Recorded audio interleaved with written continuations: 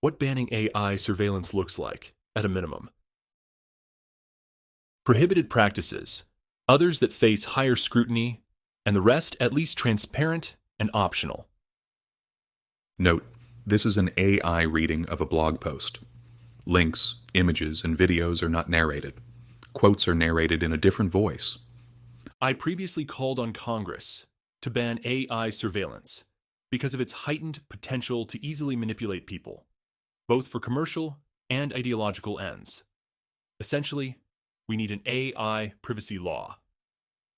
Yet Congress has stalled on general privacy legislation for decades, even in moments of broad public privacy focus, like after the Snowden revelations and the Cambridge Analytica scandal. So instead of calling for another general privacy bill that would encompass AI, I believe we should focus on an AI-specific privacy bill.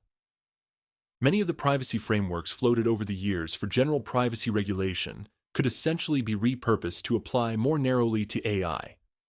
For example, one approach is to enumerate broad consumer AI rights, such as rights of access, correction, deletion, portability, notice, transparency, opt-out, human review, etc., with clear processes to exercise those rights. Another approach is to create legally binding duties of care and/or loyalty on organizations that hold AI data, requiring them to protect consumers' interests regarding this data, such as to minimize it, avoid foreseeable harm, prohibit secondary use absent consent or necessity, etc. There are more approaches out there, and they are not mutually exclusive. While I have personal thoughts on some of them, my overriding goal is to get anything useful passed, and so I remain framework-agnostic. However, I believe within whatever framework Congress adopts, certain fundamentals are non-negotiable. 1. Ban a set of clearly harmful practices. Start with what I hope are universal agreement items, like identity theft, deceptive impersonation, unauthorized deepfakes, etc. The key is explicitly defining this as a category so that we can debate politically harder cases like personalized pricing and predictive policing, both of which I think should also be banned. 2. Practices near the ban threshold should face higher scrutiny. For example, if we can't manage to outright ban using AI to assist in law enforcement decisions, at the very least, this type of use should always be subject to human review, reasonable auditing procedures, etc.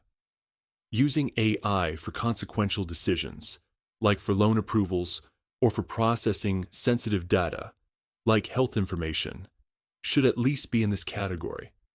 And many practices within this category, especially with regards to consumer AI, should be explicitly opt-in. 3. Make everything else transparent and optional.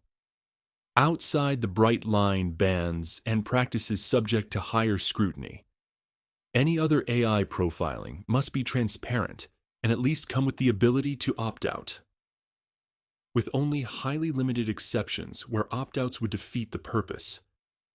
Like for legal compliance, consumers also need meaningful transparency, including prominent disclosures that indicate clearly when you are interacting with an AI system.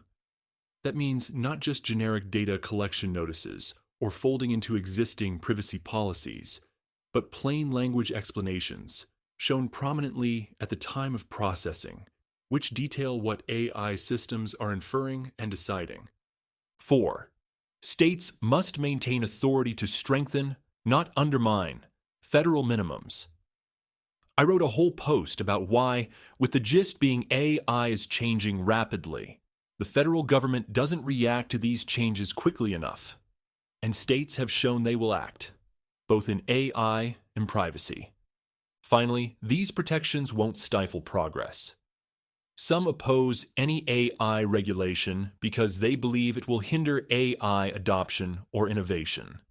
In terms of innovation, privacy makes a good analogy. Despite fears that a patchwork of state privacy laws would wreak havoc on innovation by going too far, they haven't. Innovation hasn't stalled, and neither have big tech privacy violations.